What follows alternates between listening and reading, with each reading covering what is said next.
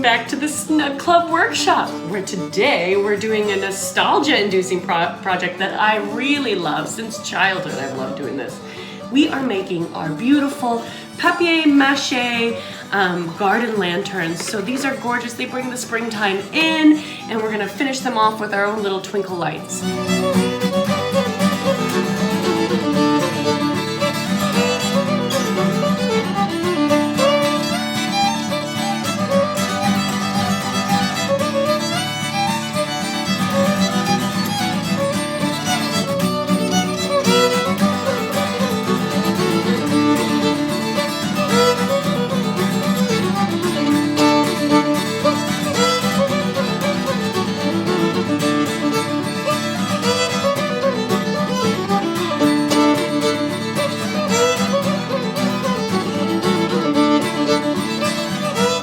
Really simple activity. It gets messy, so make sure you cover your workspace. We've laid down an old tablecloth and encourage you to do something similar.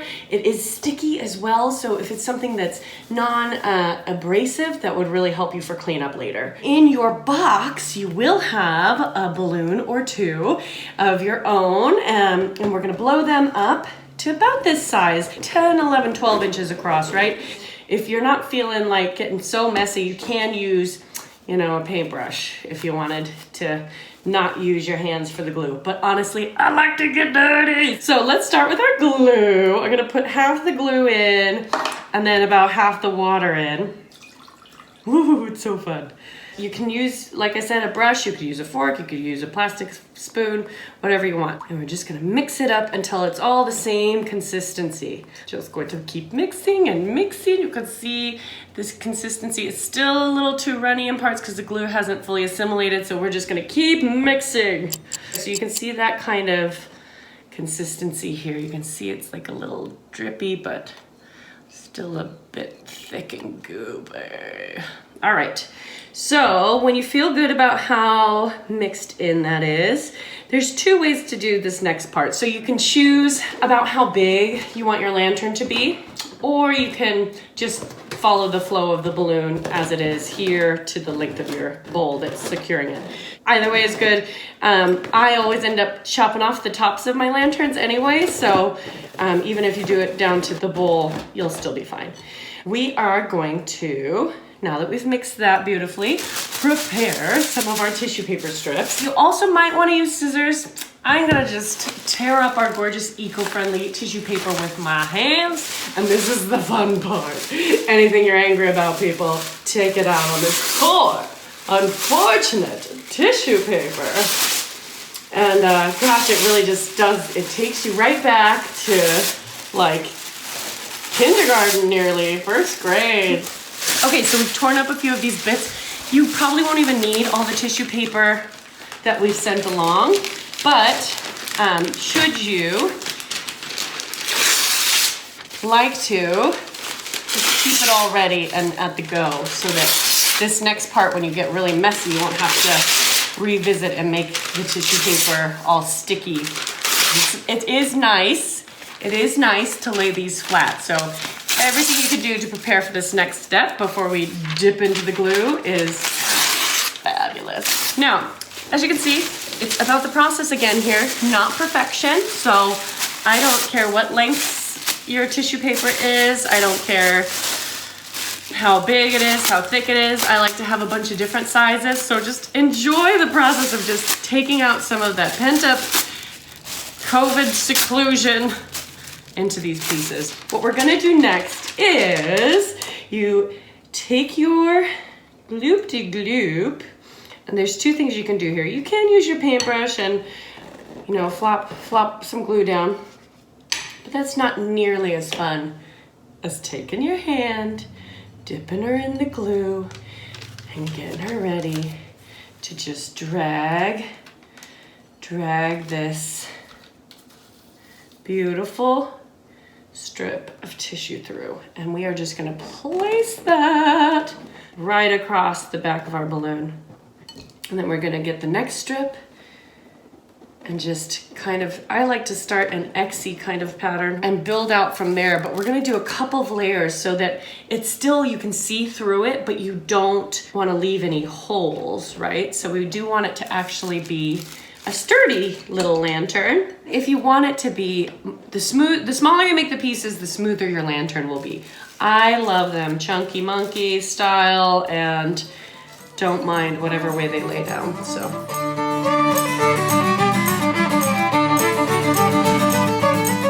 We recommend that you do at least 2 layers as the foundation of this lantern. We sent colored balloons so that you could see if you were missing any pockets or if there was an area that might need to get thickened up. Keep placing all down, and it feels so good, y'all. It feels so good. Make sure you've got at least all the balloon that you want to be part of a lantern covered. You can see here it's a little brighter than obviously here, so we might want to go through and cover that up a little bit more before we lay down our flowers.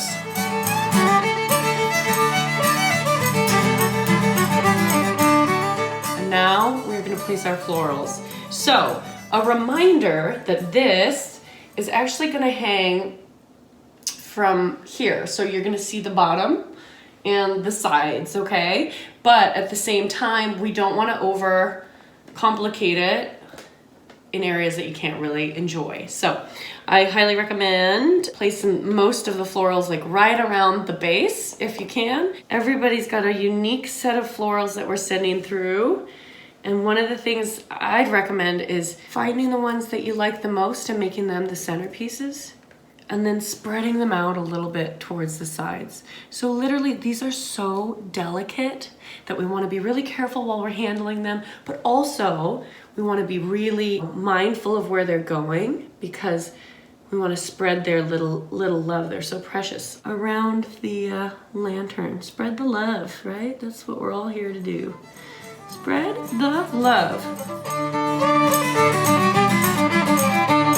Another thing that I like to think about when I'm putting the flowers down for these is just the colors that are beside each other.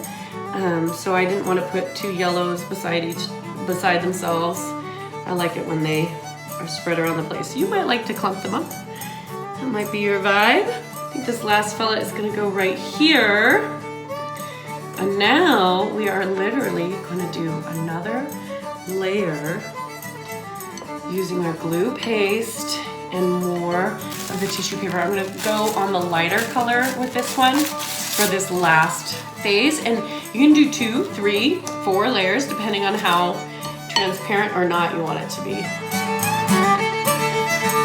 We're going to keep going with our layers and just gently placing little bits by little bits.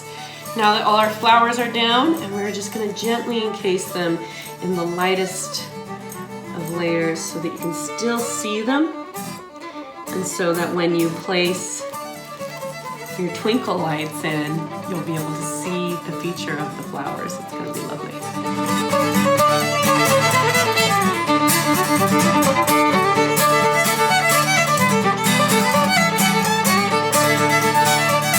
All your flowers are covered with at least 1 layer.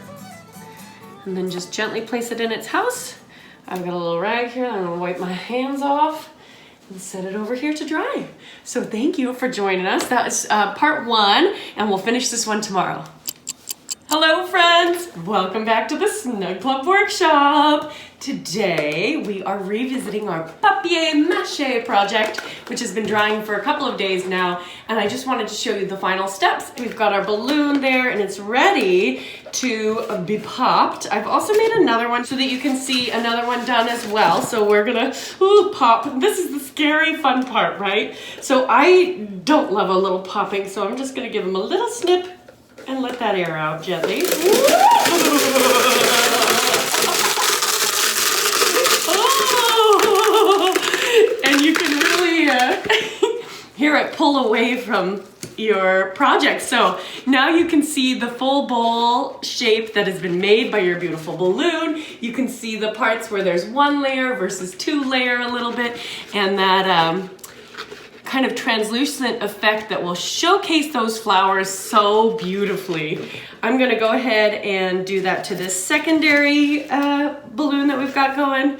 Ooh.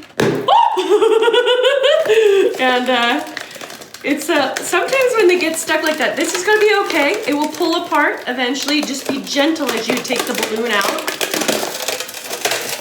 You can hear it pulling itself in. If this happens to you, don't worry, we're gonna sort it out here. So we're gonna gently pull that balloon away from its paper mache on the side, and then I'm gonna use my hand just to really gently push the pieces that crumpled in when that balloon deflated, push them out. You can see at the top here, we've got a little tear that happened. That's totally fine. I like to do in this next step, actually this one looks pretty good, frankly, but I like to give them a trim around the top.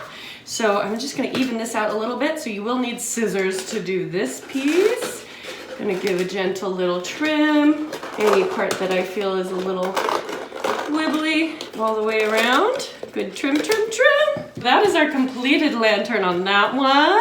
And this one I'm gonna trim a little bit deeper because I have a tear here I'd like to avoid showcasing. Gonna trim this now all the way around. Nice and even. Once you're happy with it, I like the top of these ones now. I think they're looking pretty good. Got some cool flowers showcased. Now what I'm gonna do is, for these, I've decided that we're going to do 4 hole punches on kitty corner or opposite ends of the lantern top to put our twine through. And the reason for that is if you just do 2, it does tend to pull it in and make it a little like bow the lantern a bit. So this will help distribute the weight a little more evenly for when you're hanging it, okay?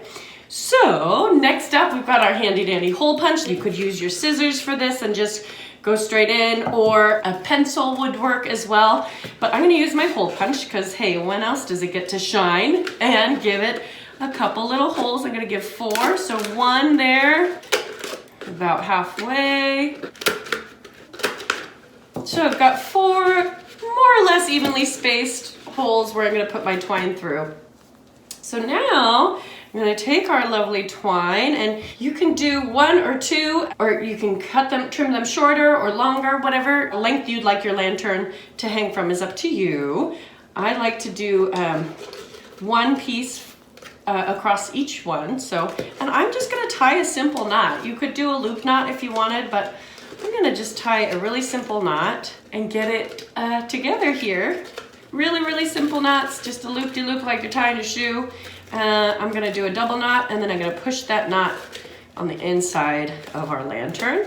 We're just gonna loop it through, tie a knot, and then another knot, a little double knot action. Easy peasy, right? Lemon squeezy. And then I'm gonna try and tie this one so that it's even with our other twine that we've got going already, but it doesn't have to be perfect, which is the great news, right? We just wanna have the help of the 2 sets of twine to help disperse that weight. So another double knot, push that inside, and then those are actually pretty even, which is great news. And that's that one done. And this one I did all bright white of the paper. You have options in your box. We sent some more natural color and some bright white, just so you can have options. I like the natural color too. You can see here it has a little bit of a different effect doing it that way, but both of them are beautiful and really highlight those flowers. So that's down there, and 1 more knot. And then push this inside the lantern. These ones not quite as even, Steven. If that happens to you where your twines aren't even, like your one twine is longer than the other, you do want them to kind of be speaking to the same rhythm. So I like to just tie a knot so it evens them all up. Tie a knot up here. That will be just fine to rectify that. I'm gonna trim all these little extra bits off our knots. Careful not to trim your lantern. And our final moment is going to be with our little light sets. We pulled out that little tab, this little tab that was keeping the battery from being used up. We're gonna press go on that. And I'm gonna turn out my lights so you can see how groovy these little glow lanterns are. So you can see where it was a little more translucent, it's a little brighter. It really is a beautiful, simple, and process-oriented project. I hope that this little lantern project brought you back to your childhood. You got a little taste of nostalgia, got down and dirty with your gluey fingers, and are now enjoying your gorgeous springtime lantern. Thanks so much for joining us for this project. We're excited for the pom-pom wreath as well, so stay tuned for our other workshop on that. Thanks again for joining the Snug Club, and happy spring equinox!